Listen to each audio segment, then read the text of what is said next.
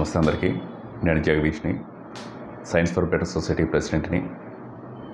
మనం గత సంవత్సర కాలంగా అల్లూరు జిల్లాలోని పాడేరు ఐటీడీఏ ప్రాంతంలో ఒక 6 స్కూల్స్లో క్లాసెస్ నిర్వహిస్తున్నాం.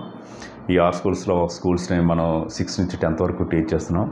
రిమైనింగ్ 5 స్కూల్స్లో మనం 10th క్లాస్ వరకు టీచ్ చేస్తున్నాం. రూరల్ ఎడ్యుకేషన్ డెవలప్మెంట్కు మనకు ఏ విధంగా సపోర్ట్ చేస్తుందో పరిచయం చేసాం.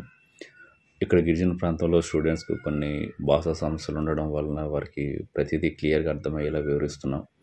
ఈ 6 స్కూల్స్లో స్టూడెంట్స్కు పుస్తకాల్లో ఉండే ప్రతి కాన్సెప్ట్ ఈజీగా అర్థమయ్యేలాగా నేచర్లో విషయాలకు లింక్ చేస్తూ వివరిస్తున్నాం. కొన్నిసార్లు పవర్ పాయింట్లు, వీడియోలు చూపించడం ద్వారా, కొన్నిసార్లు ఎక్స్పెరిమెంట్లు చేయడం ద్వారా వివరిస్తున్నాం. దీనివల్ల వారి టెక్స్ట్ బుక్స్లో ఉండే ప్రతి కాన్సెప్ట్ వాళ్ళకి ఎలా వర్క్ అవుతుందో ఈజీగా అర్థమవుతుంది.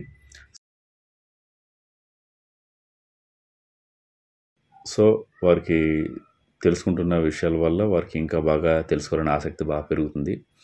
అంతేకాకుండా మూన్ ల్యాండింగ్, హిరోషిమా డే, సైంటిస్టుల బర్త్డే లాంటి ప్రత్యేక దినోత్సవాలను కూడా నిర్వహించి చరిత్రలో అప్పుడు ఏం జరిగింది, ఆ సంఘటన వెనుక సైన్స్ ఏంటి, ఆ విషయాలను ఎలా కనిపెట్టారు, అవి మన పుస్తకంలో ఏ విధంగా ఉన్నాయి, అవి మానవాళి అభివృద్ధికి ఎలా ఉపయోగపడ్డాయి లాంటి విషయాలను కూడా వాళ్ళకి బాగా వివరిస్తున్నాం.